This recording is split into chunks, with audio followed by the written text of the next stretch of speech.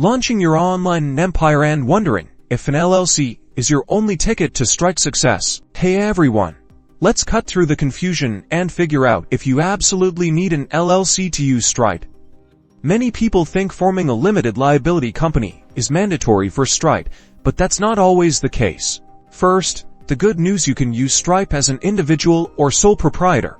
Stripe allows you to accept payments under your own name and social security number, perfect if you're just starting out or testing the waters. However, there are key differences to consider. Operating as an individual means your personal assets are at risk. An LLC provides a legal separation between your personal and business finances, offering liability protection. During Stripe setup, you'll be asked to specify your business type. Choose individual, sole proprietor if you're not an LLC. If you do have an LLC, you'll select that option and provide your EIN, employer identification number. Legally speaking, accepting payments and not properly reporting income or operating without the necessary business licenses, regardless of your structure, can land you in hot water, so always consult with a legal and financial expert. To recap, no, an LLC isn't always required, but it offers significant liability protection. Carefully weigh your risks and consult with professionals to determine the best structure for your business before diving into Stripe. Now get out there and make some sales.